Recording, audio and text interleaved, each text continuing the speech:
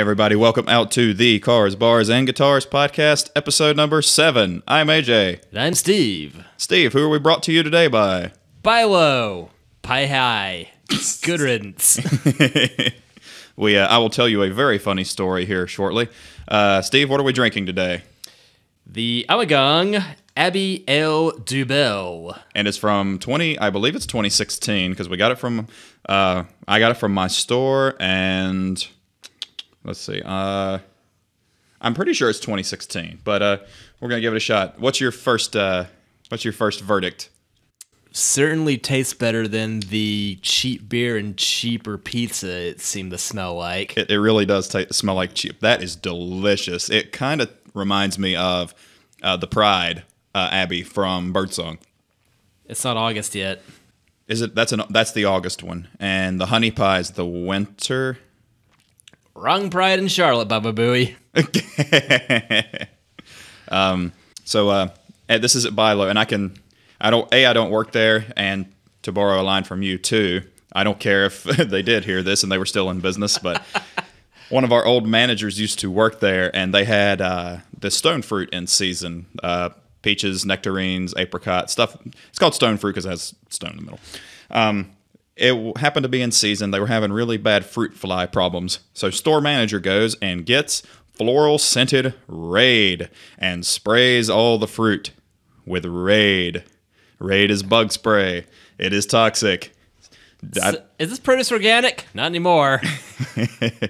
I could not. I was like, you're messing with me, aren't you? He goes, no, that happened. It happened quite a bit. So I assure you that doesn't happen where I work, and I assure you it doesn't happen anywhere else. But let's just say those companies are still in business, and Bilo is not. That should tell you all you need to know. I sure am glad that everything I bought from them in their ailing days and their Harvey's counterpart were all deeply discounted, prepackaged stuff with expiration dates still far away from here, including but not limited to a 45-pack, let's call it, of various Founders beers at 40% off, and relieving them of all their red wines at 70% off. Did it make you feel so fine? So good so far. Better than a Songwood. Yeah, was it named? That was UB40, right? It's gonna be 3.5 years. Ooh. But yes. All right, I don't know why I get UB40 and Fine Young Cannibals mixed up, but I get those two bands mixed up. That really drives you crazy. Ooh. I know I am. It's white guy reggae. And AJ can't help himself. So this, is it Ommegang or Ommegang or Ermagerd? How do you say that? Depends on the day. Here it looks like Ommegang, but I don't do yoga. That's a stretch. That actually picked up. That was nice. Let's see, 8.2% from Cooperstown, New York. Baseball Hall of Fame? Yes, sir. Let's see. Evidently, this is the first beer they brewed. Wow, okay, that's cheesy. Check this out. The first beer we brewed in this heavenly place came about in Ommegang way. Angels whispering secrets, spirits picking out spices, festive monks having something to say. Their advice was to seek out the flavors of life, looking forward, not back in the brewing. Abbey Ale isn't bound by a style, we soon learned, but in the freedom of doing. But then, here's the description it had. It has, Abbey Ale is our take on a Burgundian brew with lively notes of licorice, anise, sweet orange peel, coriander, and cumin. Now, I'm not getting any licorice in there. You hate licorice, so you would have made a face. Are you getting any of that or anise root in it? I'm not.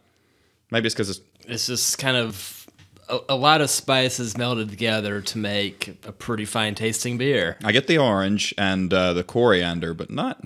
I'm glad I don't taste the liquor. I don't hate licorice like Steve hates licorice. I'm running on 3 hours sleep, so I'm not feeling that fancy. It's like, it's good.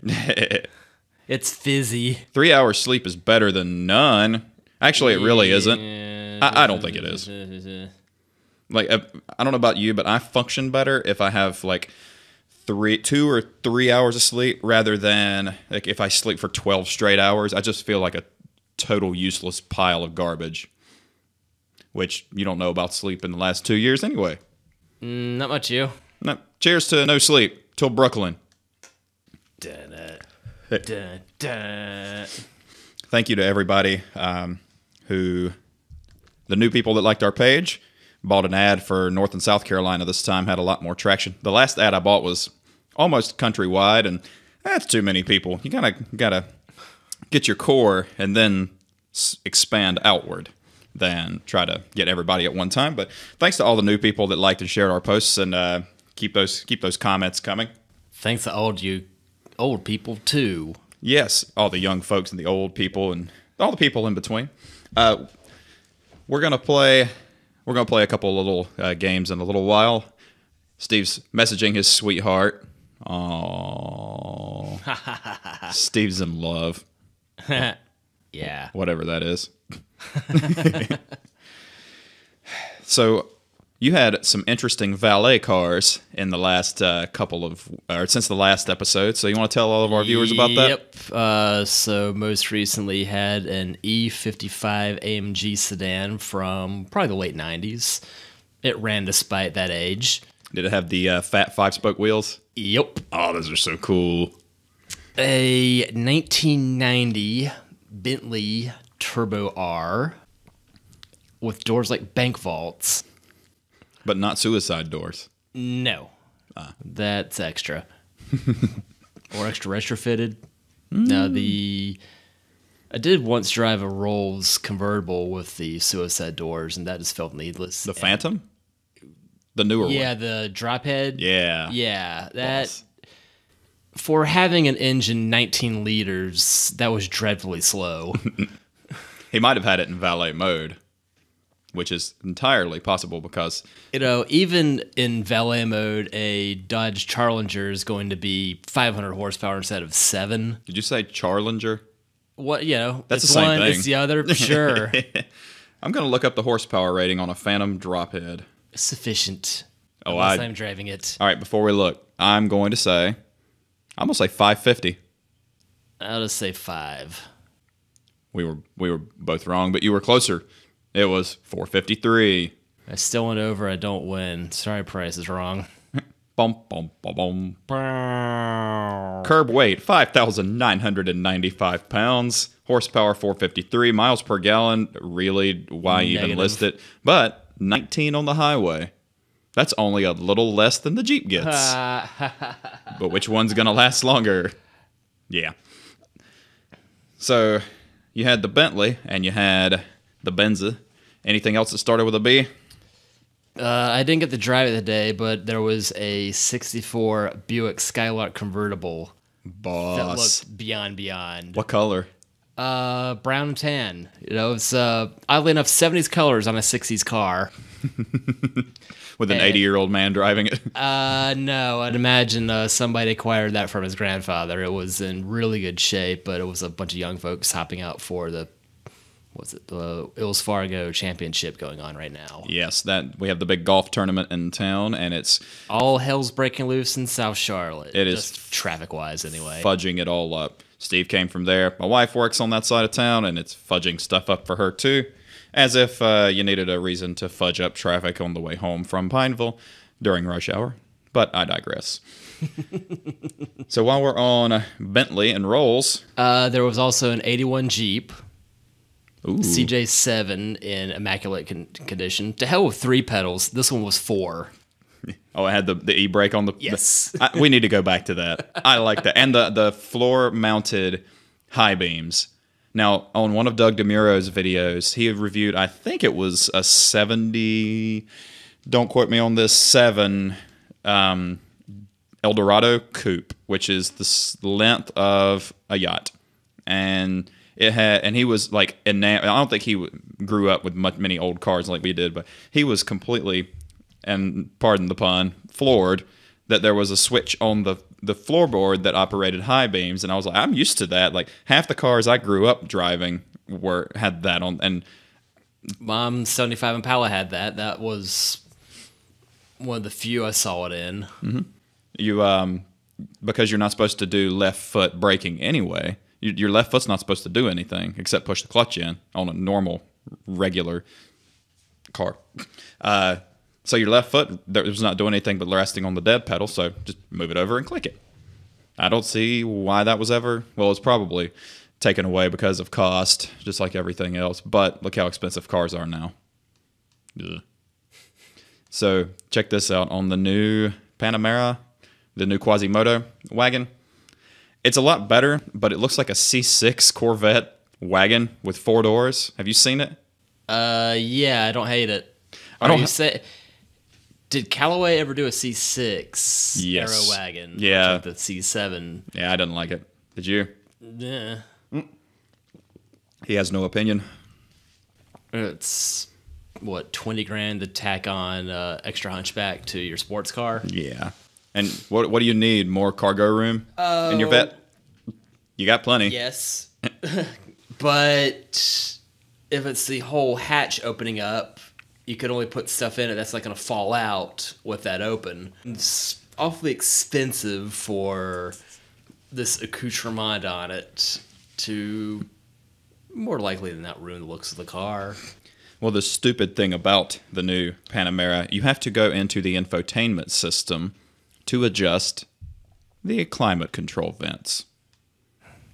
So, do you get a spare iPad to link into your car when that screen goes out? I'm not a pirate. Oh, iPad. Okay, sorry. Not iPatch. No. But it was weird because he did the face vents you had to adjust in the infotainment system, but it had manually adjustable defrosting vents.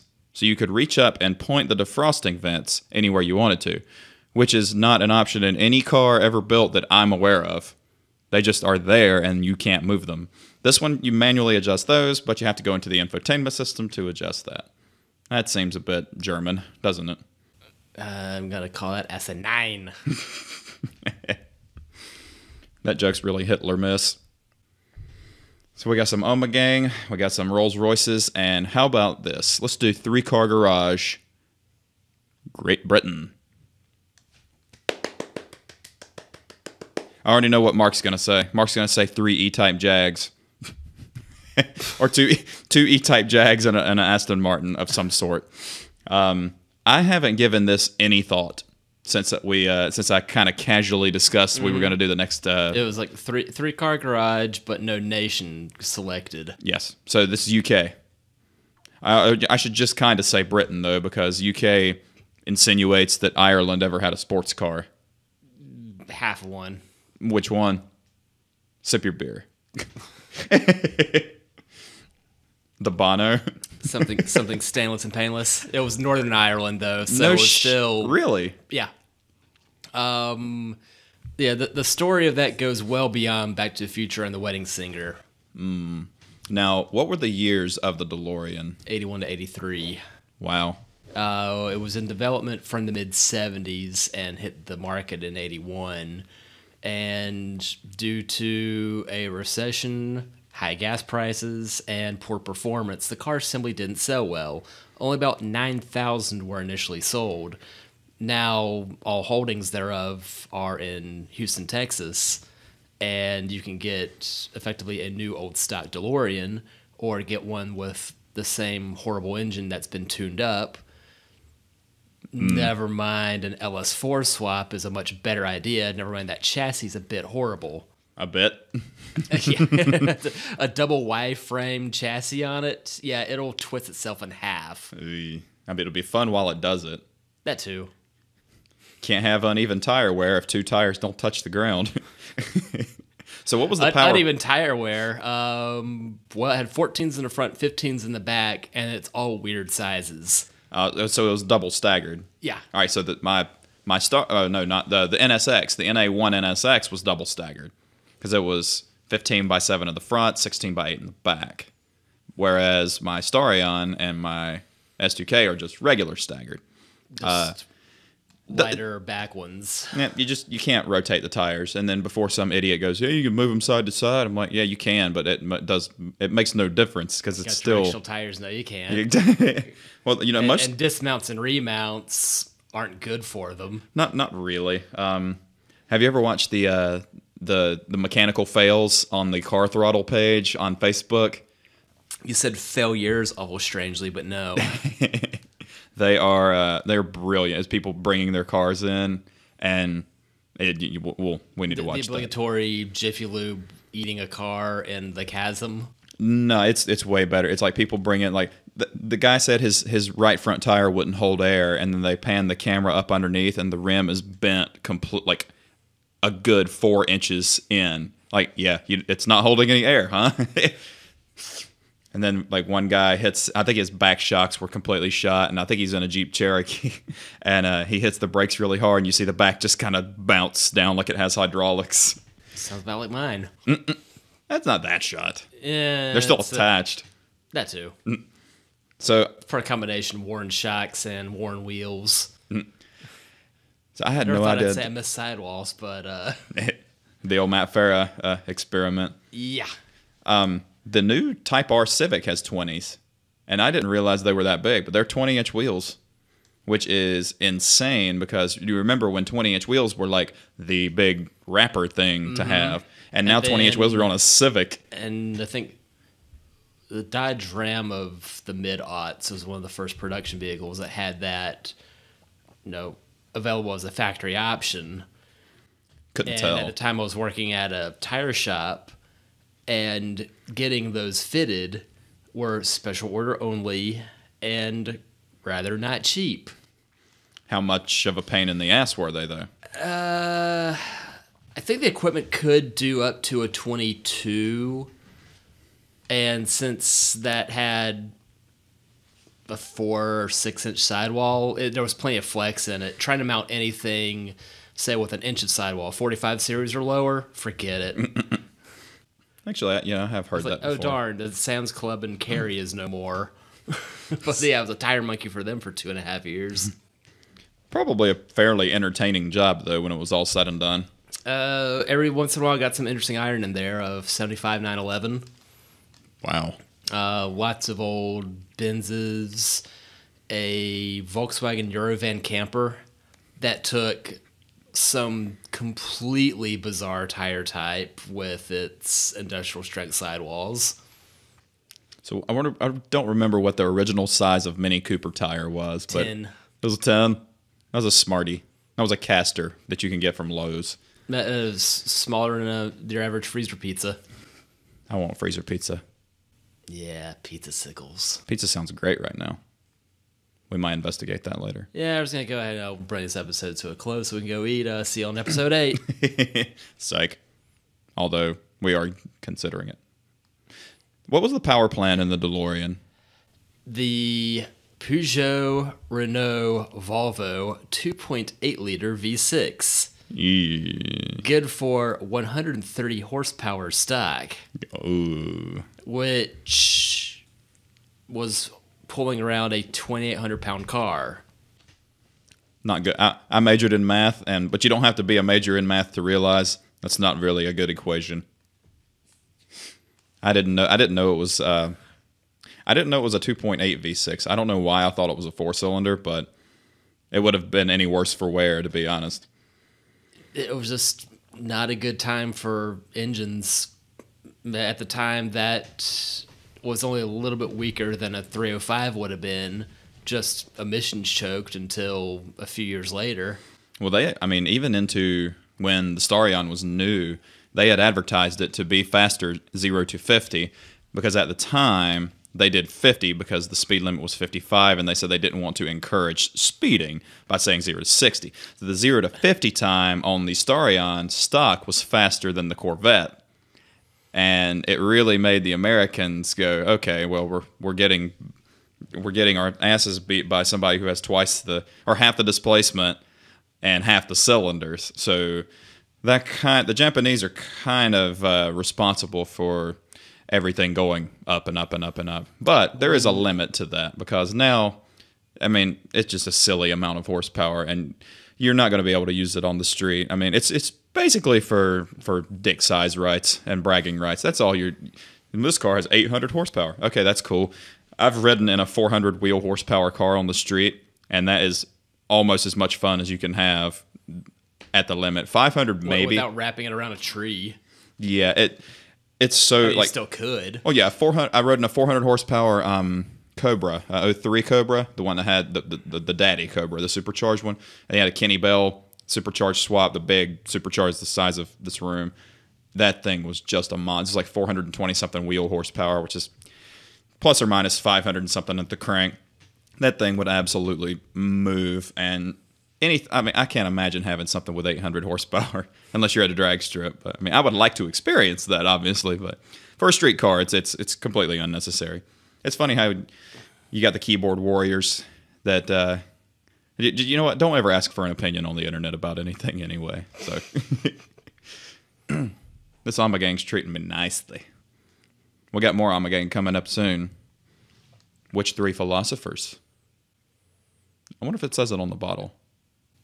Plato, Socrates, and Bill Hicks. The most well-known picture of Bill Hicks, cigarette and the peace sign. He was 34 when he died, right? Yeah. That was pancreatic cancer. Ugh.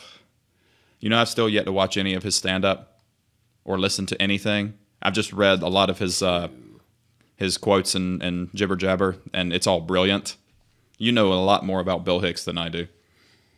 I'm kind of stuck on Segura now. It's all right. He's still around, so he'll be cranking out more brilliance. Mm-hmm. I listened to his podcast, not his, or I listened to Joe Rogan Experience with him and Bert Kreischer and Ari Shaffir, which I didn't know Ari Shaffir was the amazing racist. I had no fucking clue. And now that I pulled the video up last night and I went, oh yeah, that's definitely him. That's him. I don't think he really claims that anymore, but yeah, you can't unring the bell. It's kind of already done. But he's Jewish. He gets a pass. He's Jewish. With a name like that, what? It's Shafirstein. I about said OSHA. Shafir. I was stuck on Ireland again. We were talking about Delory.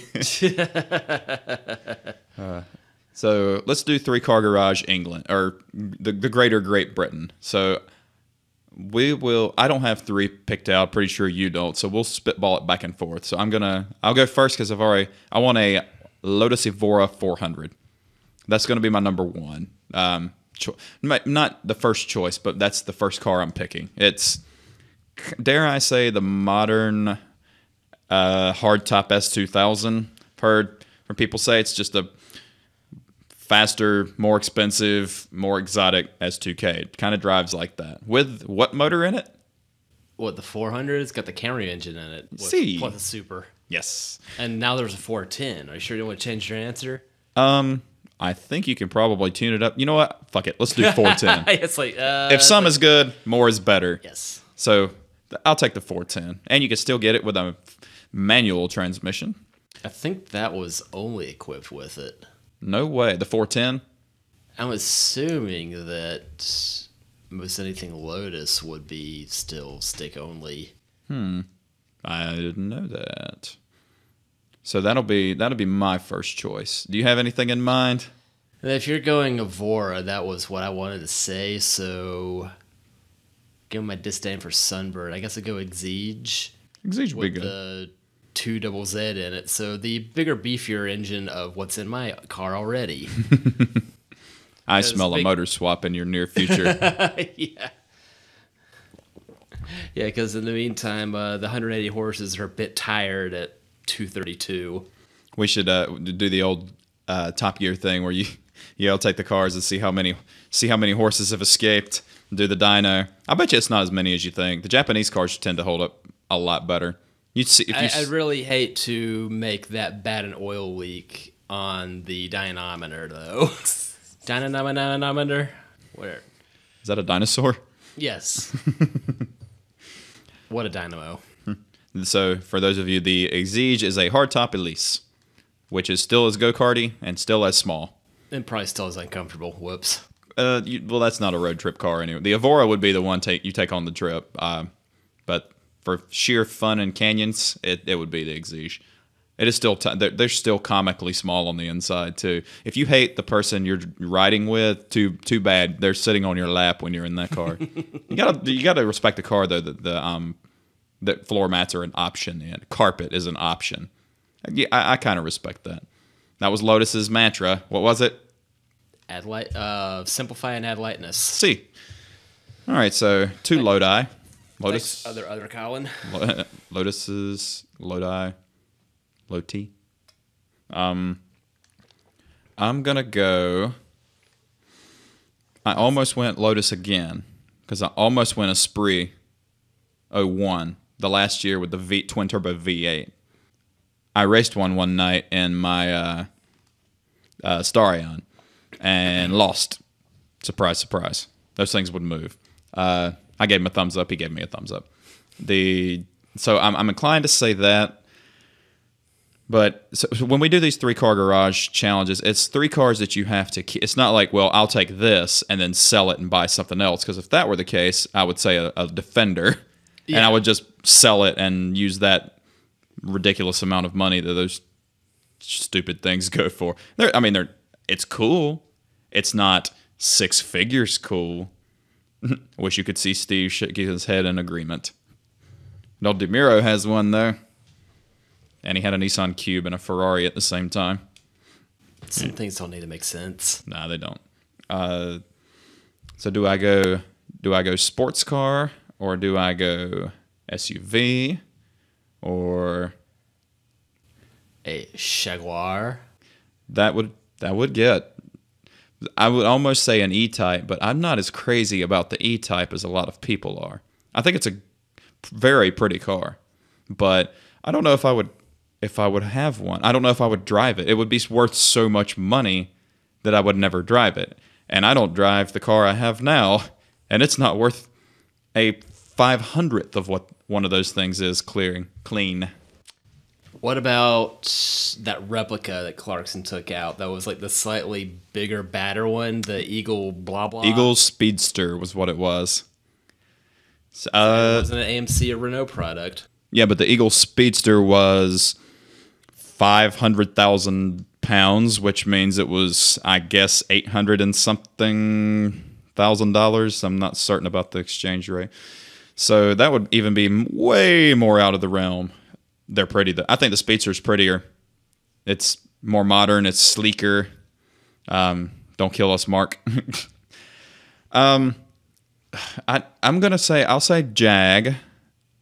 It can't be Motor Swap. It has to be the original. Did you see the smoking tire where the guy had the LS swap Jag XKR? With that the was Audi interior. Disgustingly beautiful. Yeah. That would be perfect daily driver. And it was a stick, too, wasn't it? Mm-hmm. It was a 6-speed manual. Corvette drivetrain. Jesus Christ. And the guy was Asian. So the Asian guy has a British car with a German interior and an American motor. I like this mishmash of that. See, the world should come together. All I'm saying is give peace a chance. Give pizza a chance. There's pizza again.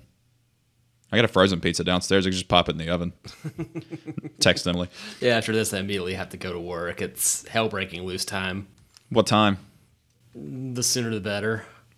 Suicide's painless, I hear. You know, this is funny. We were talking about at work, after 15 years, they give you a pen. Thank you for your service pen. And Samir, my Bosnian employee, goes, they give you a pen so you can write your suicide letter. I laughed so fucking hard when he said that. With an ink stick or something to just jam into your wrist. Well, I got a pen and a pendant, like a little, so sign your suicide letter.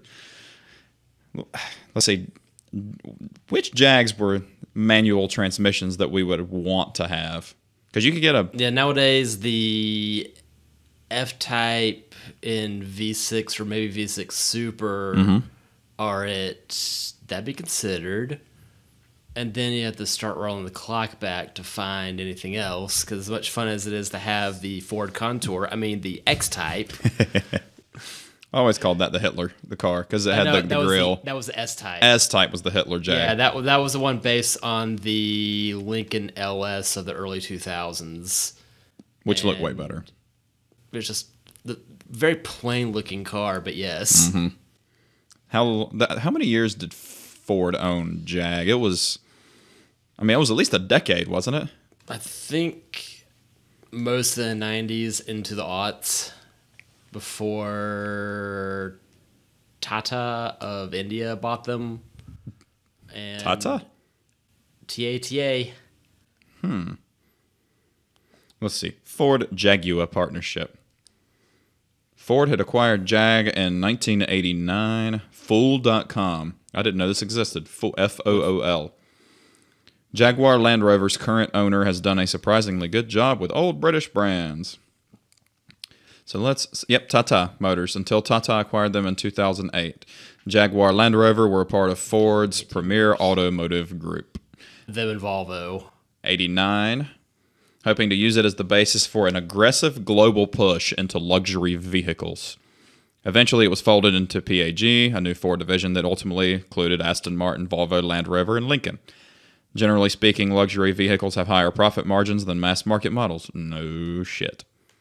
Nothing illustrates this more clearly than recent Volkswagen Group. Volkswagen's Audi and Porsche brands generated 16% of the group's total sales, but they brought in 62% of its profit. That's incredible. So there you have it, folks. A top tip from CBGPod. You're paying a lot of extra money for shit you don't A, need, and B, it's not worth the money, evidently, because that's a lot of fucking profit. Mm-hmm. I still have a soft spot for the four-door Jags of the early 90s. The XJ12s and... The last of the classically designed ones, like that last XJR, much like the cat in the orange Jag. Well, was it... Okay, there was an XJR, and then there was an XKR, which was... That would be the Cuban convertible. Okay, what was the... Are you sure that wasn't the XKE? What was that one?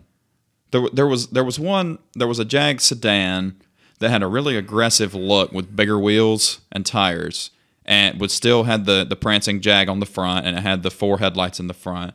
And I don't remember... Let me see if I can... I think you're still thinking XJR. Maybe there was like a special edition of them. No, that was the one. You were right. It was XJR. It was 95 to 2000 XJR. That's going to be my second. And I know it's going to require a hilarious amount of work, but that's going to be the one. And I might even pick that color. That one. Yep. That's the one. Okay, so that one's XJR. So that was an XJ8 with an R instead of an 8, and it was the sportier model. I think a V8 Super in it. Well, this one's for sale, evidently. Connor McKinney's... What's in your never mind. Swap? It's wheelwell.com. Never mind. I thought it was for sale. 4,000 pounds, rear-wheel drive, 370 horsepower, 387 torque from a 4-liter.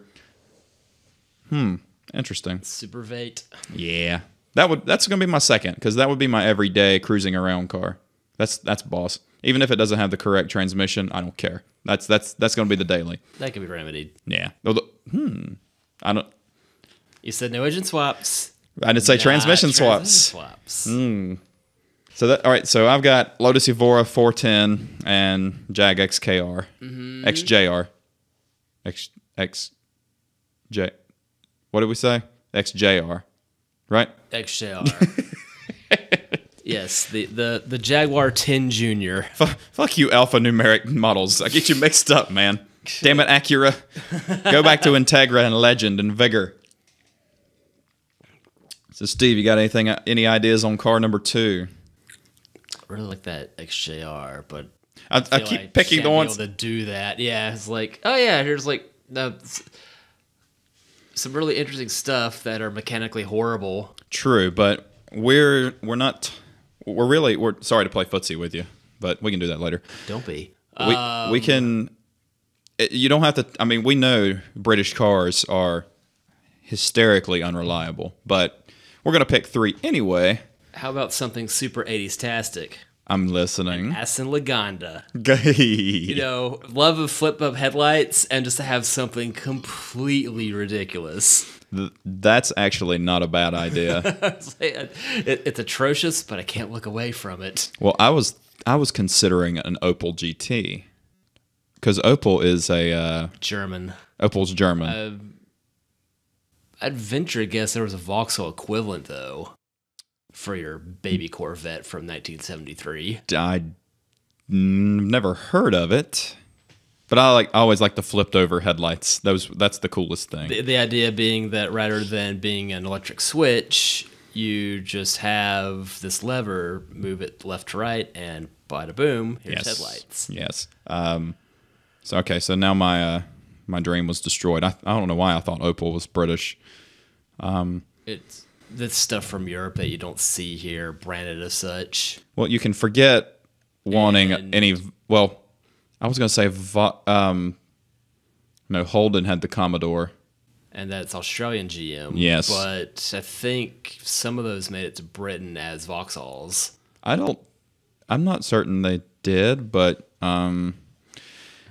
Google, because that one can definitely be had, and Commodore is a lot cooler of a name than G8. But you like Pontiac. At least one of them. Oddly enough, there's a G8 parked behind my Vib. Oh yeah, I know. Let's see what comes up with Vauxhall Commodore. Vauxhall VXR8 was a performance car marketed by Vauxhall in the UK, based on Holden. There's my answer. So it's a stretch, but well, that's another sedan. Is there a wagon version? No, they had the Ute. It was yeah. Yes, here's my Australian British El Camino. 1987 has not ended. Mullet Spider. That is damn good looking. But do I pick it for number 3, or do I go something different? Range Rovers have never done it for me though. Land Rovers, Range Rovers, nothing like that. I'll go on a limb for number 3. Okay. Just for brevity's sake. Ever since seeing it on Top Gear, never mind how horrible a car it may be, the Triumph Stag. I thought that's a handsome devil of an old car. Was that the one that James was driving? That sounds about right. All right, And that was also on For the Love of Cars, featuring the new mechanic that's on Wheeler Dealers now. That is a handsome car. That's pretty. I dig it. I like your taste, sir. And if you're going to have something unreliable, at least get something really old and unreliable. I mean, might as well just go all out British. I'm going, I don't know. I feel like getting a Vauxhall Commodore would be cheating. But until the Union Jack is no longer on an Australian flag, how much cheating is this? Well, I'm just going to cheat really big time and say, okay, Google, let's see. Best British cars. And let's see what pops up. All right, Lotus Elise was number 1. The Triumph Acclaim. What is a 1981 Honda Accord? Did you remember the episode of Top Gear where Jeremy's Civic. He's interviewing the 2 ladies from the news, and I don't remember their names, but she said she loved her. I believe it was a Picasso. And I don't remember if it was a Renault or if it was a was it Renault or Renault Citroen? It might have been a Citroen, but he's like, it's a hateful car. She goes, I love that car. I can't believe how rude you are about being my car. She looks at the crowd and goes, isn't he rude about my car? Everybody goes, yes, and he goes, is the Picasso terrible? They all go, yes. So the best British cars ever made. The top 50 all-time greatest British-built cars ever made by autoexpress.co.uk. So they have a say in this, I guess. Let's see here. Sounds fake. AutoExpress is like, is it fast? The Triumph Herald, 59 to 71, and it did the angry eyes before Jeep Wrangler guys could do the angry eyes. Ooh. Oh, hi there, early Skyline. Top Speed, a whopping 80 miles per hour, 1.147 liter four-cylinder petrol with 48 brake horsepower. Vauxhall Astra MK2 now looks more like a hatchback Ford Tempo. I was going to go with late 80s Escort. I like the Escort GT. The square, wagony hatchback. Mm-hmm. I like that. I think I had a neighbor that had one, and talk about an extinct car. Those are dunzo. They had one and not two to try to keep the other one running. Vauxhall Viva. That looks like Oliver. Float! Float! If I recall correctly, Oliver was an Opel. Opel. Yep, Opel Kadett. What'd I tell you about Opel and Vauxhall? Yes. They're at least related. Rolls-Royce Dawn. I didn't know that was a thing. What kind of supernatural creature is a Dawn? A Vauxhall Cavalier MK2. Why is this on the list of best cars ever made? That's a hateful looking car. Rover S. Gentlemen, you can't hear me squint at his phone right now. AC Cobra. That is British. At least the body is. The body is. Yeah, nobody's getting excited about the stock motor that was in those in 1962. I have my answer. Ariel Atom V8. It was number 36. You just want a more naked S2000. That's what happened? I think so. There's your Stag. Your Stag was listed higher than the Ariel Atom. So for all of you who don't know, Stag 2.9 liter V8 with 146 horsepower. Top speed, $115, which would probably be terrifying to do in that car right now. Terrifyingly awesome. They only came in stick, I think. Ooh. The Rolls-Royce Silver Ghost in 1926. That's beautiful. Even if it is yellow, which isn't my favorite color. 7-liter 6-cylinder with 48 horsepower. We've come a long way, folks. 48 horsepower out of 7 liters. How big were those pistons, do you think? 7 liters. Paint cans. Nice. F-Type Jag. XK120. I forgot about that one. You remember that one? The early beginnings of the XJ style. See. That Not one. even. That's precursor to the E-Type. 3.4 liter 6-cylinder petrol, 160 horsepower. We're getting up there a little bit. Range Rover Evoque. Why is that rated higher? The MK1 Land Rover Discovery, which got like a reliability score of like negative. Uh-huh. You know what? Neither of What us you get with a stick? Har, har, har. Neither of us picked an Aston.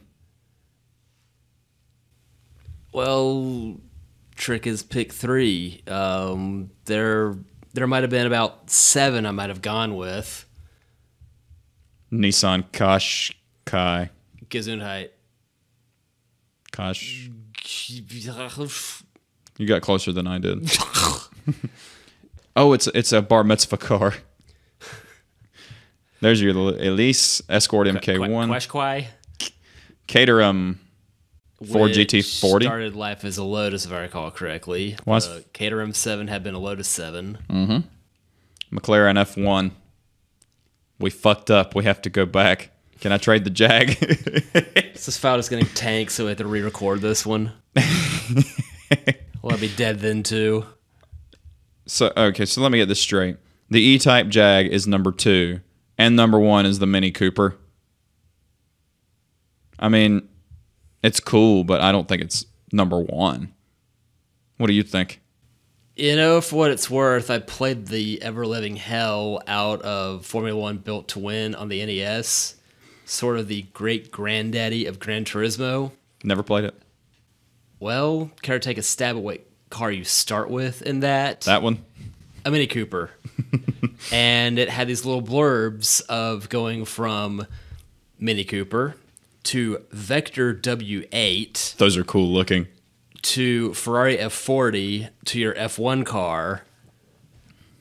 And it had these little stories of each car along it from this 1990 Nintendo game. So if anything, the nostalgia is strong with a Mini Cooper. I like that. Now, was that a better game than Top Gear 2 for SNES? No. That was a great game. The concept's very similar, although you're stuck with the same car in Top Gear 2. Yeah. Better gameplay, better features. If for some reason you wanted your car in something other than red, I guess you could do that too. Well, who would? Steve only gets his trucks in red. I'm just glad that my Vib wasn't in what they called Envy. Puke green. Same. It said Neptune was a much better look for it. Same Eagle Talon color from back. Do you remember the Eagle Talon, the second gen? Beautiful car, and then that green, not so much. Even some exotics don't pull that off. Like it has to be like an extravagant exotic to pull off a color like that. Yellow, fine. But no, not. Yellow's not my forte, but a very greenish yellow. It's not my Kia either. Clap, clap, clap, clap, clap, clap, clap. I think we need to re-beer. Yes. Steve and I had to re-beer. So this time, it's a shout out to the Dreamchasers Brewery in Waxhaw, North Carolina. We've talked about them before on prior episodes. That place is awesome. And hello to Neil, if you're listening. I think he said he listened to one or two of them. Really cool guy. You need to come down there either when we're playing, or which is monthly there, or we need to make a trek down there during the week when it's convenient. But we're drinking their bottled Whale at the Bane Side, I believe is how you say that. My Gaelic's quite lacking. Not your Highland Gaelic. Don't like their new rebranding. This is an imperial stout aged in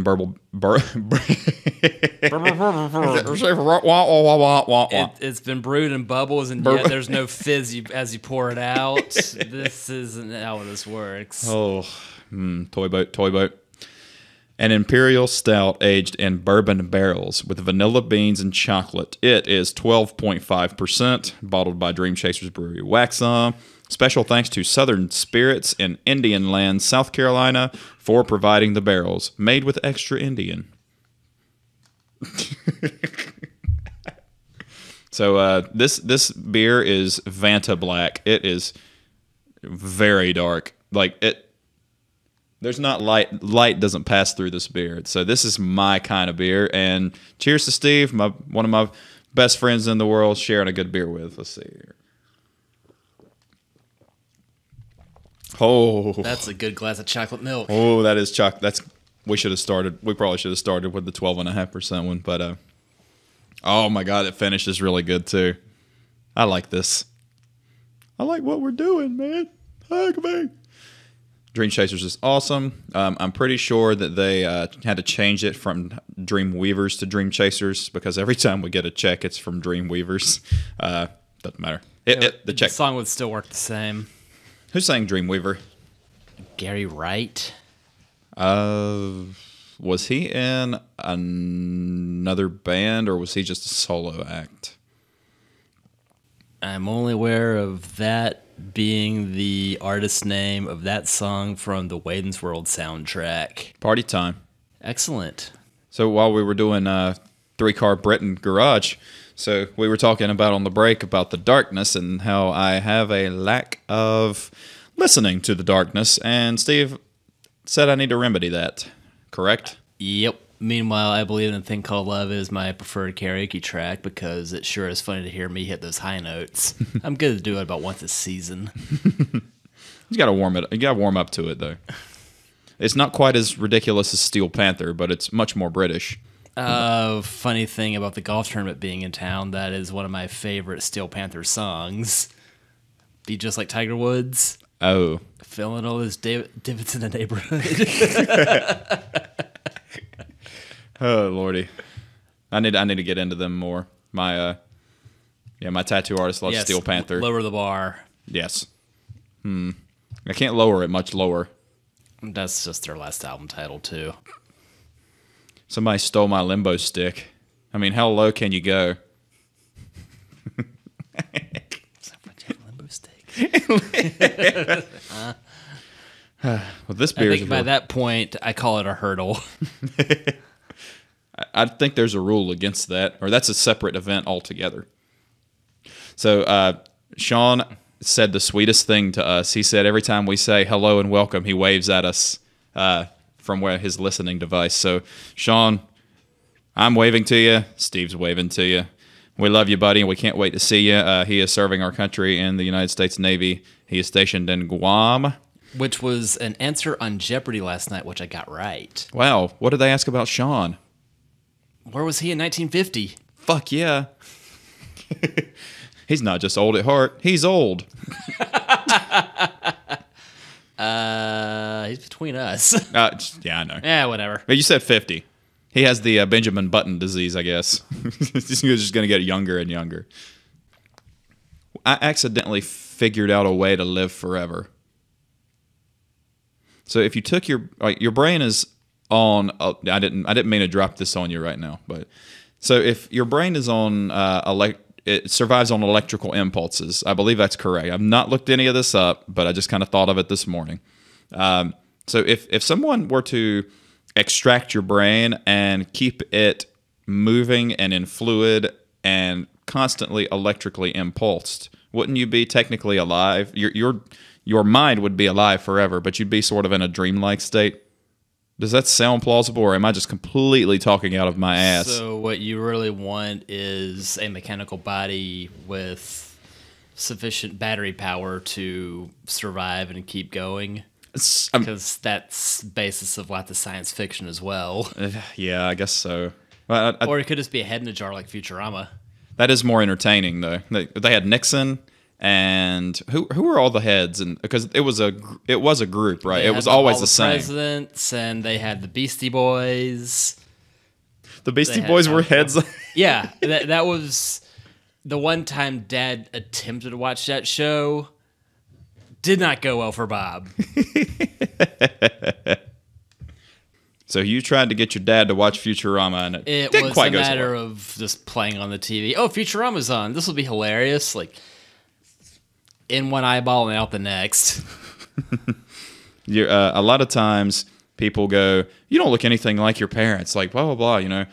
There's no mistaking that you are a product of your parent. Like, you are...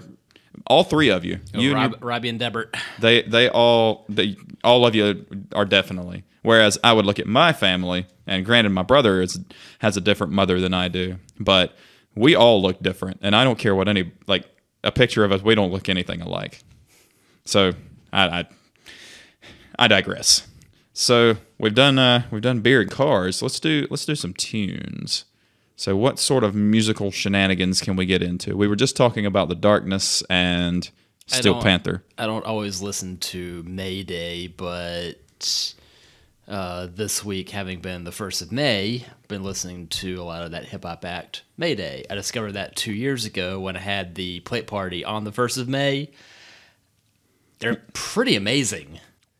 When what vintage was this?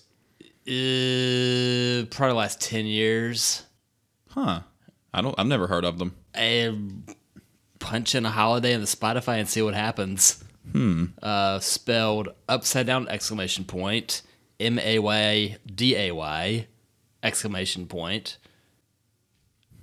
Is it sort of like jokey hip hop, or is it like?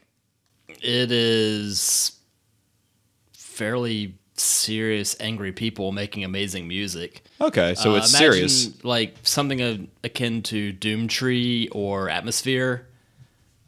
Pardon me as I talk completely out of school for a genre that mostly isn't my style, but it's got its moments. And here are a few of the moments I'd like to share with you. Well, I love 90s hip hop. This is newer stuff that's totally different. They're like more rock influence as well. So instead of... Not as silly as, say, Two Skinny Jays. Saw them in concert back in Raleigh, and, I don't always see bands when they have a dildo strapped to the mic, but hey, you do what you can. I've never listened to anything from Two Skinny Jays either, and now it sounds like I need to watch a YouTube video of them and then just mute it. I've hardly grown up since you met me. We've grown older, and thankfully not larger like Leon. Yeah, he's still pretty fly though. I can totally get into 90s hip hop. We were having a discussion at work. But remember, friends don't let friends listen to rap metal. That's two references you don't know. So you do have. Well, it depends on what your definition of rap metal is, because some people would lump in Rage Against the Machine. I don't think necessarily Rage Against the Machine is a rap metal group. He's certainly talks more quickly than most. He does. I could totally see how and why.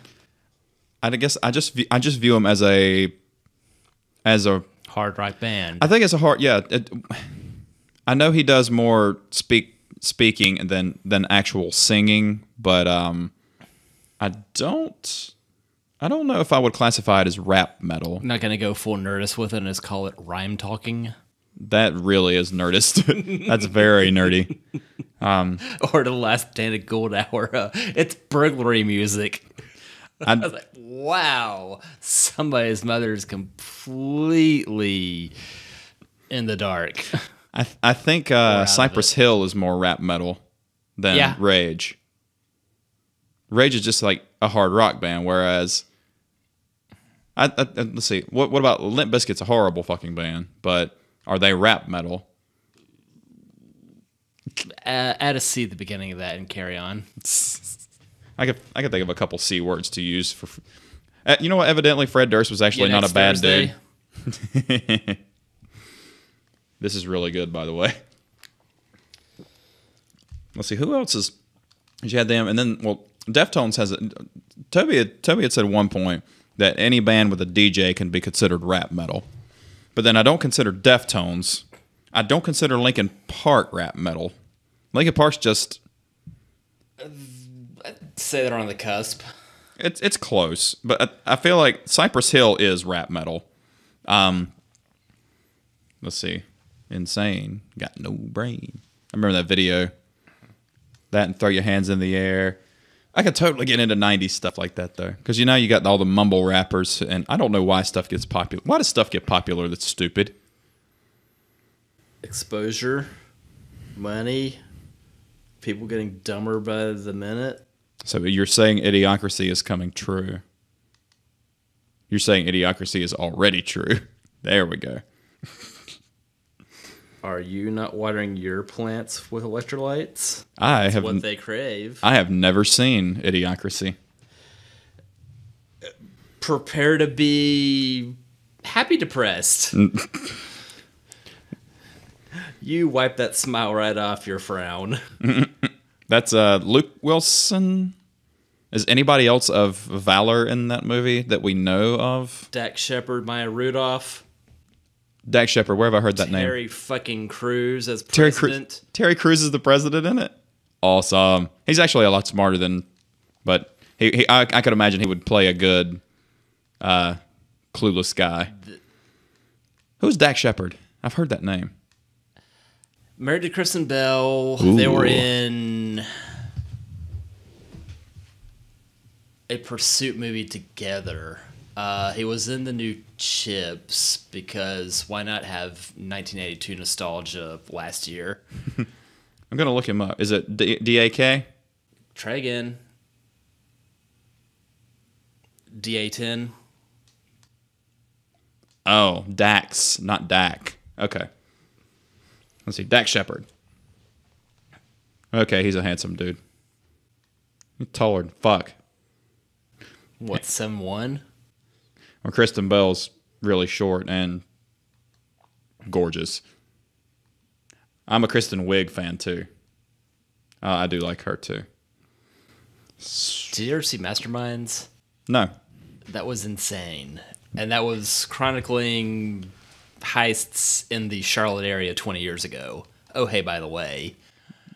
Was this a movie? Fairly recent. 10 years? 3 or 5. Oh, recenter. I had no idea. I also had no idea. Add it to your queue. Huh. I also had no idea that there is a Federal Reserve, one of the largest in the country, in downtown Charlotte. So if you ever eat at the restaurant at Holiday Inn downtown, What is it called? They catered my wedding, so you'd think I would remember it. Cafe Sienna. No, what that is the hotel. It's the restaurant in the hotel. Yes. If you look, apparently named for a minivan and my Outlaws College. And a color of brown. Burnt sienna. Burnt, yeah. If you look to the left, and you'll see cars pulling into the underground tunnel, and they have like 4 security guards with these giant mirrors looking under the car and looking the car over. That's the Federal Reserve, and good luck trying to Ocean's 11 that fucking place, because you're not getting in that place. I don't care what the movie says. 11's already been done twice, then 12, then 13. Gotta do 14, bro. Yeah, well, are they doing the girls now? As long as they don't Ghostbusters it. Well, they're doing Ocean's 7. I think it's going to be 7 7 actresses. I don't know. Like, to me, if you want to be equal, don't remake the same movie with all men and do it with women. Then you're just being copies. I don't think you really kind of see my point here. Did you ever see Multiplicity? I have not. The fourth clone? Oh, that's a good one. The joke is that the clone of a clone is very much not there. I'm just a clone of a clone of a clone. A copy of a copy of a copy? There you go. Thanks, Trent. Okay, this is interesting. No, please. Okay. Well, here we go, Steve. 2018, Ocean's 8. Rihanna, Sandra Bullock, Kate Blanchett, Anne Hathaway, Helena Bonham Carter, Sarah Paulson, Mindy Kaling, who's not funny, Kim Kardashian, Kylie Jenner, some person named Aquafina who looks like an Asian school teacher, Katie Holmes, Dakota Fanning, Olivia Munn. That's more than 8. And James Corden. Hopefully he's the Charlie to all this. I was going to say Bosley. That's the wrong movie. That's the wrong movie. I don't like it already. I don't know. Like I'm clueless as to some of these. I disagree with some of these, and I like half of these. If only because I think Rihanna's Diamonds is unforgivably bad. Oh, I was thinking about Fell in Love in a Hopeless Place. I don't remember Diamonds. Do not. Hold on. I'm dragging the icon. I'm dragging. Delete. It's done. Sweet. I mean, unless you need to Van Gogh yourself, do not look that song up. For what it's worth, don't go shopping in the University City ever. It'll play somewhere, and then you'll realize I am right. Well, I mean, I don't need a trucker hat or a used pair of Jinkos or really anything else in university. University's gotten a little bit weird lately. It's just a mishmash of shit that doesn't even make sense anymore. But the only reason we go is to go to Saucer. That's really the only reason. There's a new cheap shop there, too, that doesn't suck. What is it? Bargain Hunt. Huh. Irresponsibly cheap stuff there. That should be their slogan. Irresponsibly cheap stuff here. Next door to the Habitat Restore that's built into the Old World Market, next to that Target on 49. Yep. So here's local nonsense from nobody listening. Oh, snap. Here we go. We talked about this. It was at Save Point Video Games that was in the next shopping center over that I did see a Power Glove, but I didn't $70 like this idea. I free like this idea because I have one, and I said I was going to do it, and I'm going to do it. Here we are for lucky number 7 that, well, shit hot damn. I'm going to wear this Power Glove Correction, it's half a glove. That's kind of what it's supposed to be. This thing was complete and utter rubbish when it came out, and now it's completely useless, but it's cool.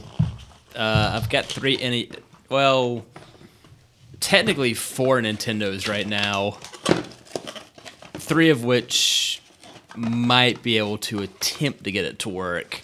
What was the thing we played at the cabin?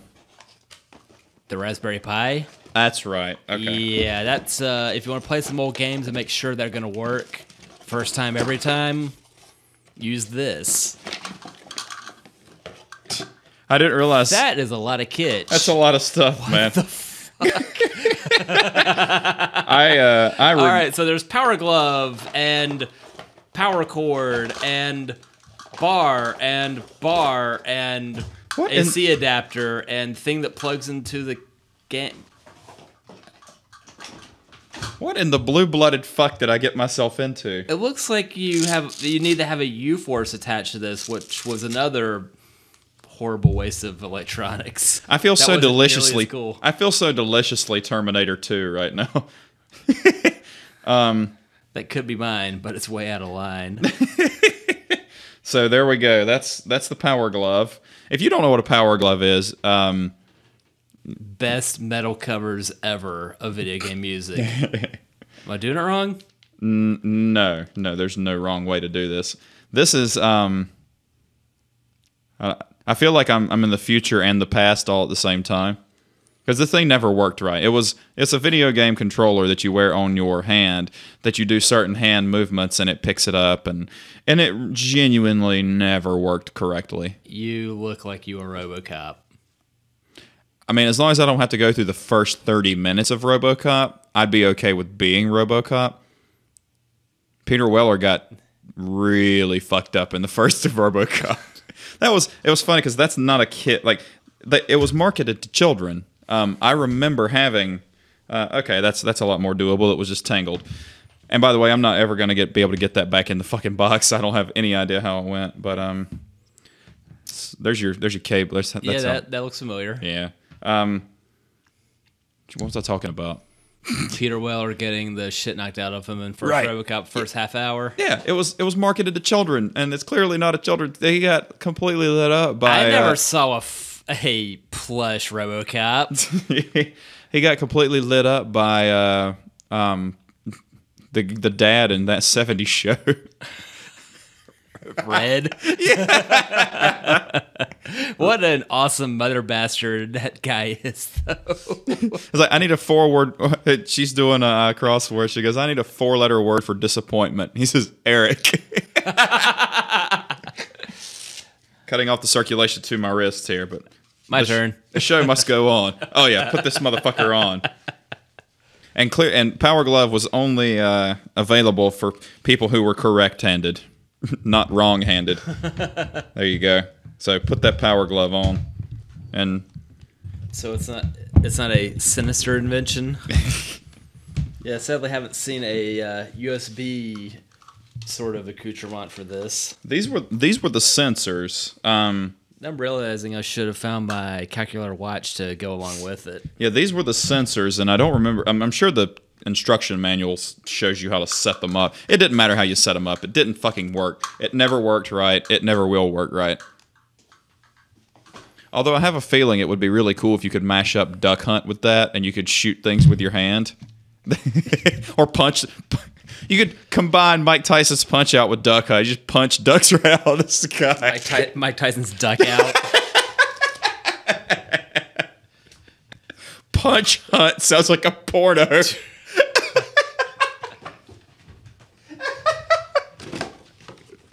That's disgustipating. Ugh. I don't know about you, but I know what I'm looking up later.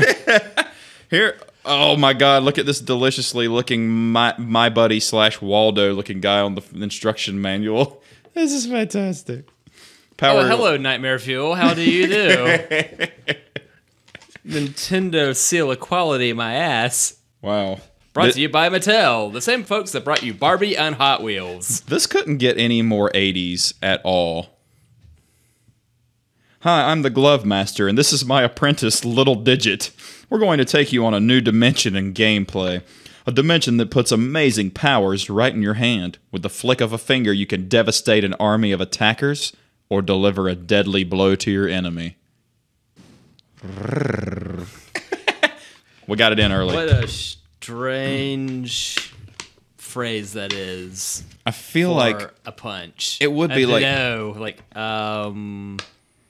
usually that sounds a bit more than a breeze, Baba Booey. it'd be like getting a hand job from RoboCop. That probably picks up.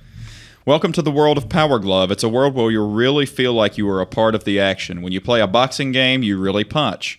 When driving games, you'll get the feel of being behind the wheel of a race car. Little Digit and I are here to help you start playing a game with your Power Glove as soon as possible. As Little Digit can tell you, becoming a Glove Master takes practice. But in no time at all, you'll be scoring high and winning big the Power Glove way. No glove, no love.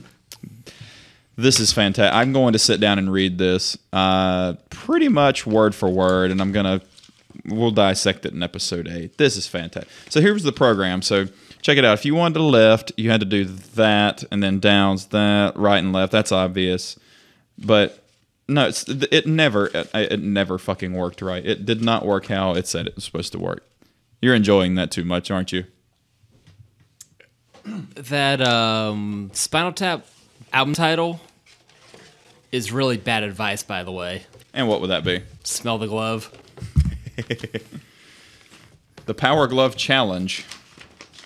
Oh, sweet. A sweet poster. This is going up in here somewhere. Where is going to be a good place to put this poster? Pick a door. Mike Tyson's Punch-Out. Use program 7. Push prog 7, enter, enter. You must calibrate after entering the program. Tuck your thumb under your fingers and squeeze. Do it several times. Boy, that's going on the wall later. I wonder how much this thing would be worth if it were like new in box and never been opened. $71. We've had it we've opened it before. It's not like it was brand new collector item, so I don't want any game fanboys getting on my dick about this. Let's see here. What else is in this box? Coming soon on Cars, Bars, Guitars, and Yard's Revenge. See the Power Glove in Universal's new movie, The Wizard, in December 15th. The theaters everywhere. It's so bad. It is? How bad is it? It's a line from the movie, A. And 2, it's a very 80s time capsule. Like UHF? Which I still never seen.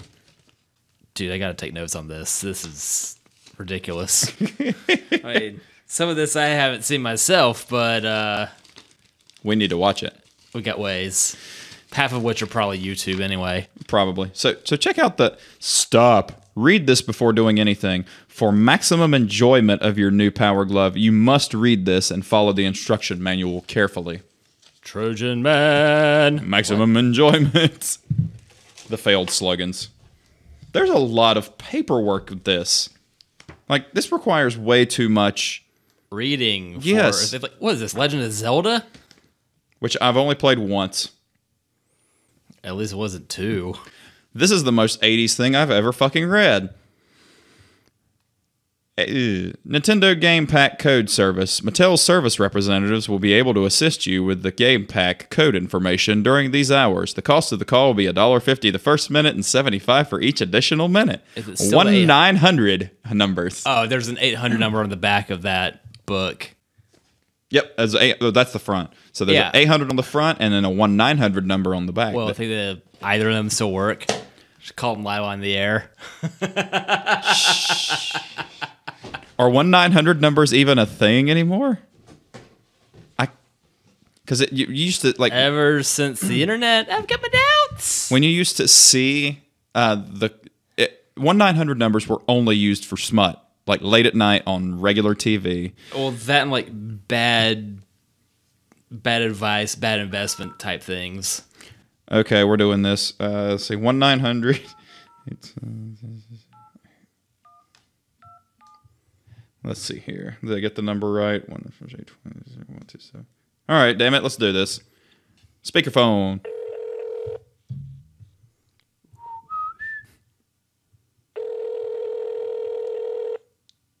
It's fucking ringing.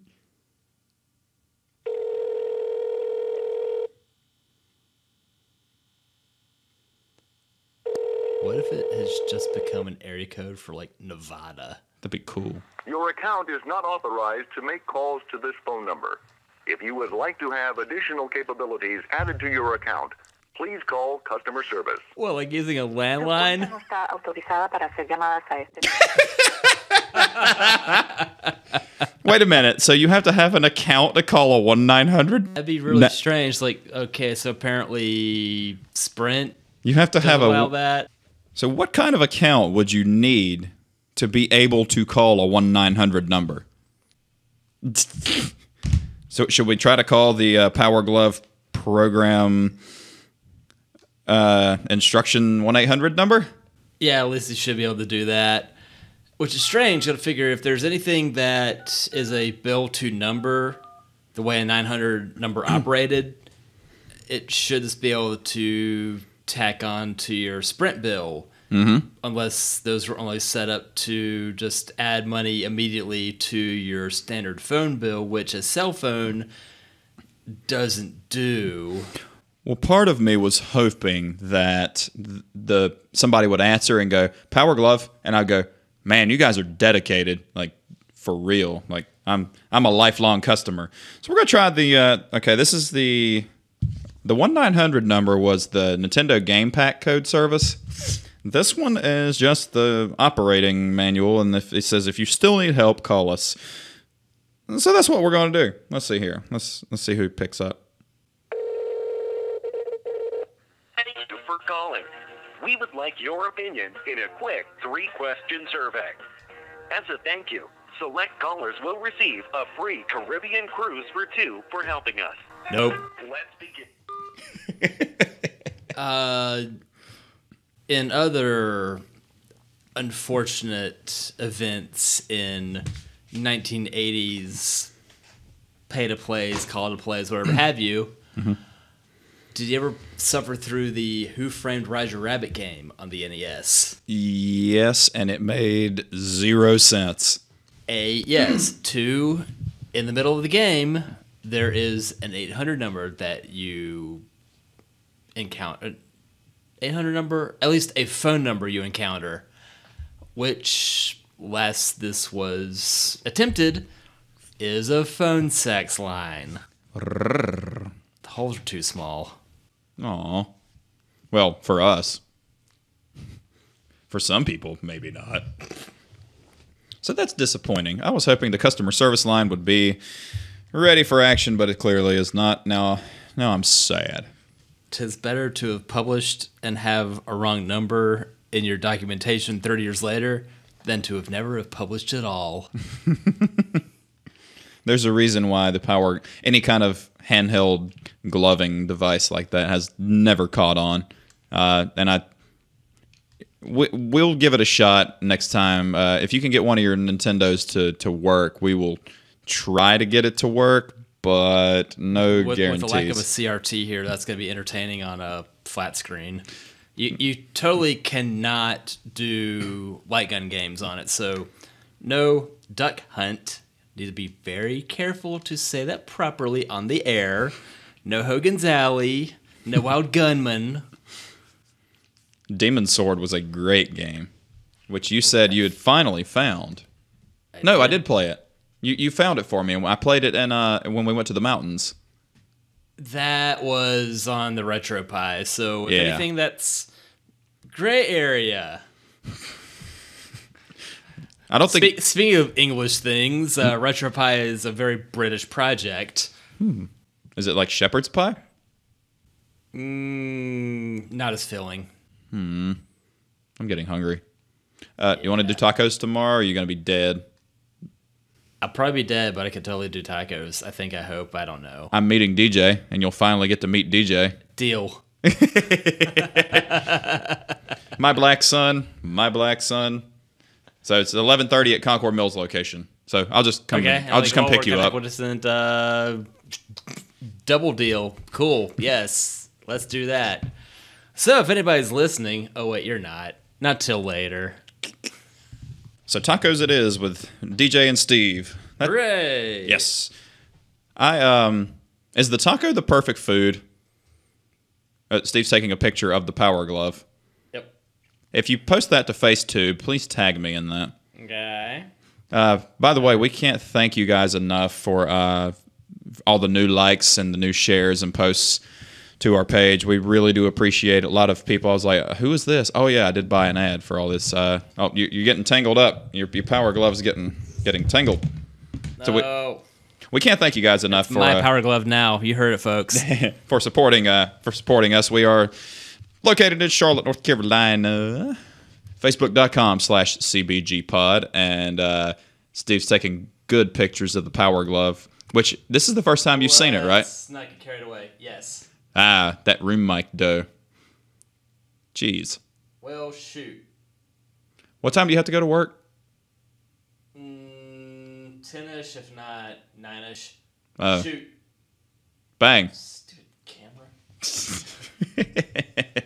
This has been one of the more random episodes, if I'm honest. Yep. And last time was one of more forgettable, if only by us, episodes of hilarious until the wheels fell off. Yeah, I got to tell you, the last episode, you should listen to it only to listen to us get progressively more shit-faced. It was rough by the end of it. It was so rough when I was doing the editing, I didn't remember talking about the last third of it when I was editing it. Let's see that picture.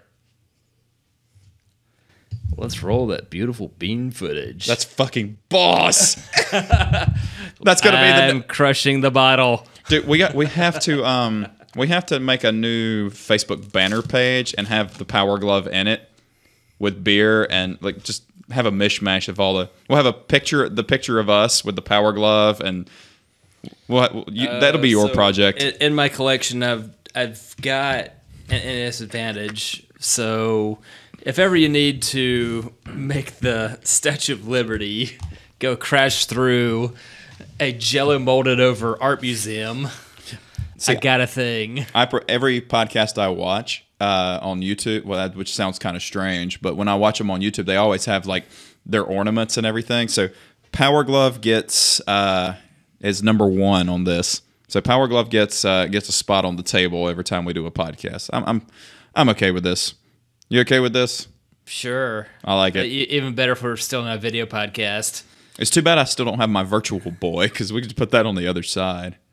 That can be gray area as well, and it's way easier that way. Yeah. Oh, hey, by the way. It gives you a horrible backache, though, after playing for about 5 minutes because of the way you have to sit playing a Virtual Boy. But it was really fun. Everything gives me backache now. Maybe if I play a Virtual Boy, it'll fix mine. It's because we're old. I feel like there should be a way to retrofit playing Power Glove with modern gaming, like on Call of Duty. Which, by the way, I played one time, and I went, oh... That's it. It requires too much thought. Going around shooting the stuff, trying not to get shot yourself. Hey, moving side to side. Yes, you could do that on Wolfenstein and Doom, but it was less a thing. Now, you better know what you're doing. I don't. I won't. I can't help you. The last new shooter I played was BioShock. It's gorgeous. It's weird. It's now 11 years old. Doesn't Evan Seinfeld play bass for them? Oh, that's Biohazard. He's also married to State of the World address. He's married to what's her name? She's a porn star. Evan Seinfeld is married to. If it's not Aurora Snow, I can't help you because she's my birthday buddy. You find the damnedest things on Wikipedia. Terra something. Let's see. Not Terranigma. That's another game. That almost sounds like you're saying something vulgar. It's Terra something. Read. No, it's totally not. Well, evidently he's married to somebody named Lupe Fuentes now. You know what? Tara Patrick. Does that sound familiar? Oh, hi, 10 years ago, yes. We were talking. No, it was you and me and Mike. We were talking about We were talking about something like that at Saucer on Monday night. Hey to Mike Head, by the way, our favorite bartender. Hi, Mike. That was fun. That was a He lot. should come out of his element more often. Yeah, his schedule's not as bad as yours. Yours is your schedule is I'll only say Tardigan. your schedule's worse than 100 September 11th. It's a horrible fucking schedule. But Mike always works during the times everybody else is busy drinking. Now, granted, I do too, but I like playing music. Yeah, funny thing about his business being people drinking during the standard definition hours and getting hit on by whomever. Okay. It's got its perks. It's got its pitfalls. I believe he's at the Dunhill, Yes. which we went to for Tyler's graduation Mary Tyler Moore's wedding thing. it was basically delayed reception. That's right. Because they did a small wedding and then they had a reception for all the friends. Yep.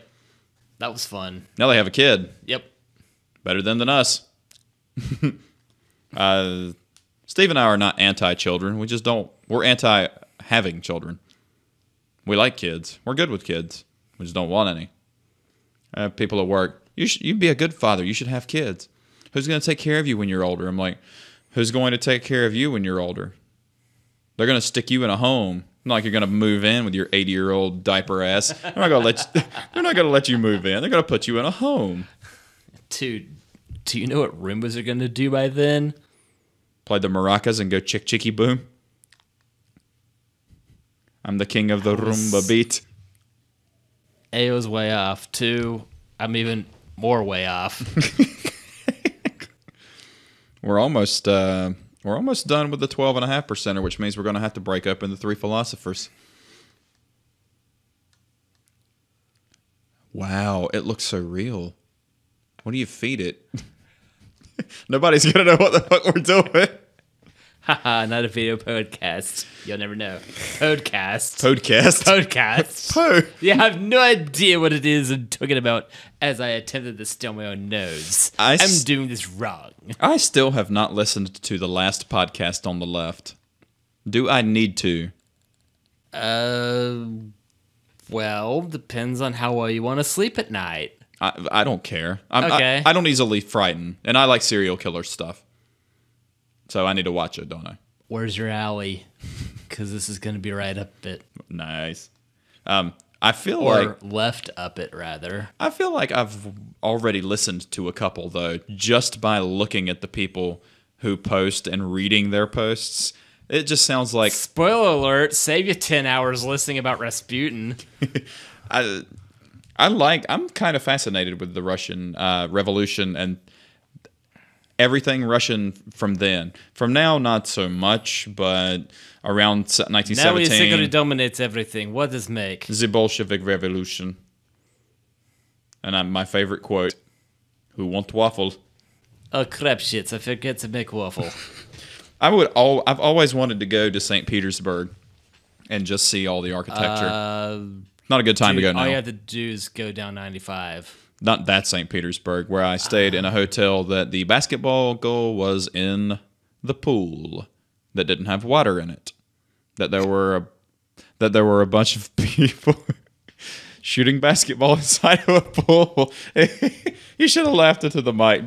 Don't hold back the laughter. It's better if it's it's in the... Oh yeah. Sometimes Augustine is not so saintly. That was the only hotel. Thomas will be able to tell you better because we went up for a car meet near Richmond. Oh, I thought this was like recently when you went to St. Augs. No, St. Petersburg. Whatever. That was down 95, not up 95. Him silly. South of here. South of heaven. Not now, Tom. Have you watched the video? And I think it was the tour that they did for God Hates Us All when it was released on. The same day as that Dream Theater album. Yes. Live Scenes from New York. It's like, no, it's not. Oh, no. So I may or may not have one of those on CD. that's not a real thing. I got it on Laserdisc. I got it on mini disc. You look skeptical. Keep talking. You should watch the Slayer documentary that they did when they did that tour, and they're interviewing Slayer fans before the show. It is awesome. It's so awesome. Toby has the DVD, and then we'll just watch it just for that. We won't even watch the concert. But they're interviewing these random fans, and they're like, "What do you think about Slayer?" And the first guy goes, he goes, "I don't know what that means. Is that good?" He goes, "It's good, man." Not now, Brian Posehn. The next one he goes, "What do you think about Slayer?" And he goes, "If you don't like Slayer, you can just go fucking die." And then he walks away. These Slayer fans are an interesting group of people. What are you looking up, silly? Mini disc? No. Are you going to play some Slayer? No. Do you want to get this thing booted off YouTube? Not really. Not really high up on my list of things to take care of. That's how you do it. All I can do instead is show you this. Came out. No way. Yeah. No fucking way. Yeah. I had no idea. Yeah. So, Live Scenes from New York appears a bit more deadly. That is Tasteless, crude, and how the hell did they know? Which, well, some they had say a Portnoy into the future. Some say that the Illuminati is real. I say you're getting too much sun with your tinfoil hat on there, sir. No more Taco Bell for you. I would really love a Mexican pizza. See? Pizza and tacos together. Although it's not really. I mean, by the way, the Pizza Hut in Mint Hill sucks ball sack. So don't eat there. Don't eat there. You go get somewhere else. Pizza Hut's awesome. One in Mint Hill, not so much. I sent them not a nasty letter, but I emailed them. They get back really quickly to you. But I was like, I don't want anything free. I don't want any coupons. I just want you to know that your Google rating on the Pizza Hut is like a 1.2 out of 5. And you should probably look into this place because we ordered online. It said it would be here in 3 hours. Did they have to grow the pizza tree? Oh, what the fuck's going on? Where's our pizza? Can't wait 3 hours for pizza. Wise men say forgiveness is divine, but never pay full price for late pizza. What's that from? George? Nope. Teenage Mutant Ninja Turtles 1. When they order pizza in the sewer. It's a 10, man. The tab's 13. You're 10 minutes late, pal. Come on. He says, wise men say forgiveness is divine. Never pay full price for late pizza. That's a great movie. Right in the childhood. Somewhere in there I have that on DVD because that was in the bargain bin at an old game shop that is no more. Which old game shop? What do they call it? Play and Trade. Where was that? University area. Okay. Over by, I think Moe's kicked the bucket and Qdoba still has not. Most and is oddly gone. enough, next to where Last Word used to be, more rest in pieces when they moved 3 miles south. So they're no longer walking distance from, hey, let's go get a bite to eat instead of, hey, let's step away from here and maybe get murdered. Whoops. Well, April 30th was their last day. But they did have 60% off the everything. So I picked up a few items. Now, is the Last Word going to open? Tentatively. Okay. They may or may not have acquired too much stuff in buybacks here, there, and everywhere. So I'm wondering if they're going to magically, pop up with a warehouse in Fort Rock Hill Mill that, oh, here's a new one.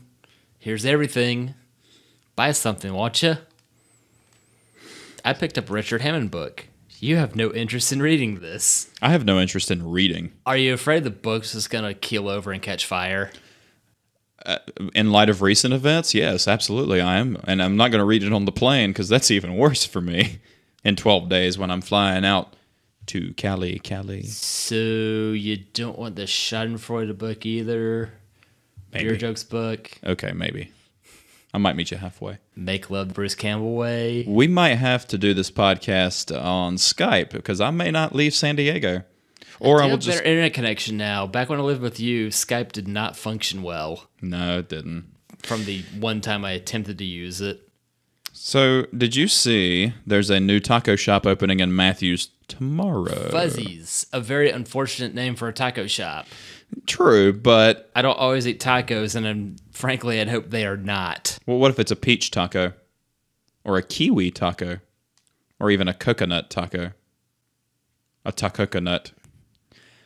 So... I think that's what their powers combined. Maybe we should go and maybe I'll go get in line tomorrow because I don't know if you read the post or not. But listen to this. Dude, it's going to look like the last day at Fat Burrito. There's going to be a line of dumb gringos out the door. I know, but listen, this might be worth it because the official opening date is Thursday, May 3rd. Mm-hmm. Fuzzy's Taco Shop, Matthews Township Parkway. Our doors open at 9 a.m. and the first 50 guests will receive a free taco plate for every week of the year. That is worth standing in line for. Oh, crap shits. I'm going to be up 24 hours, aren't I? Well, no, I can't. I got to go get my car inspected tomorrow. I don't have any other day to do It's this. the beginning of the month. That's a strong open right there. Is this going to be for the infractorate itself? I don't know. You've got to tack on things and stuff to make it passable instead of, my car's check engine light stays on all the time. I told you we can remedy this. You get you a Thunderbolt catalytic converter and get it welded in, which I need to do. I don't see what a P47 has to do with any of this. I'm about to P47 times after. Yes! It all came back again. Because World War II aircraft. Everything we do always comes back full circle. I don't see what that one Doors album without Jim Morrison had to do with any of this. Need something weird to listen to? Well, that's a thing. Everything the Doors did was weird. It gets weirder without him. At least he had a few good songs. Morrison sucks. What did I tell you about slamming the Doors? Morrison sucks. When I tell you about slamming the Smiths, you're doing it wrong. Is Smith an English name? Because I heard that there were so many of an immigrant coming over in the teens and 20s of the 19s that they just gave a lot of people the name Smith just because. Well, therefore, they became the new Jones in America. So it's a small wonder that neither of us are them. We're married Jones to one. America. Just not the Jim Jones. Don't drink the Kool-Aid. That was Africa anyway. Drink the Flavor Aid. It's a diet Jim Jones. Speaking of last podcast on the left, they had a multi-part series on Jonestown. That is fascinating stuff. Maybe you want to try with that and prepare to have whatever little bit of heart you have remaining ripped right out. The only heart I have left is tattooed on my arm. There's nothing on the inside. That was oddly in sync. We didn't even practice. Oh, 98 degrees of it. Thanks, Nick Lachey. I don't know any other person in 98 degrees. Boy bands in space! That was the very failed Mel Brooks experimental. I'm sitting on the cork. Not in the middle, guys. It was just on my leg. Kind of liked it. It was just on my leg, guys. But we're going to finish this up pretty quickly. So thank you guys once again for joining us here at CBGPod, Facebook.com/CBGPod. Please like our Facebook page and please subscribe to the YouTube channel. We're getting a lot of new subscribers and a lot of new likes on the channel. So thank you guys for joining us. If you got any questions or topics you want to hear us rant and rave about, more power to you. Send us a message on Facebook or send us a message on YouTube. Just send us a message. Why do we like the Reliant Robin for one of our cars in the thing? Reliant is a UK brand, isn't it? Wow. Thing is, first I heard Reliant was out of the Bare Naked Lady song, and my immediate thought was a Plymouth, a K car. A K car the size of a K cup. Not a bra. Maybe as disposable out of 2 or 3 of those. Meatloaf said 2 out of 3 ain't bad. But he also said he would do anything for love. But not that. Won't do that. Yeah. But what was that? Uh-oh. He's backing away from the mic. He's backing away. I don't know what's going on.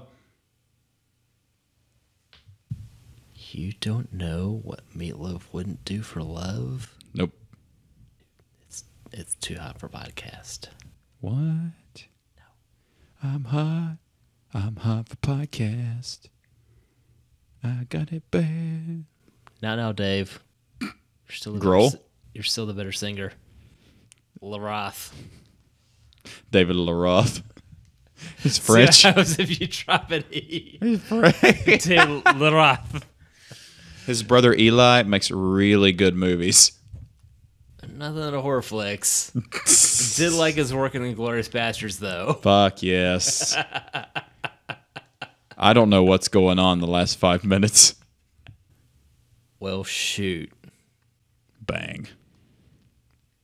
Well, signing off for Steve. I'm AJ. Am I still Steve? You are still Steve. Okay. All right. Thanks for listening. Joke's on you. Toodles. Later. What a weird way to end. Says you.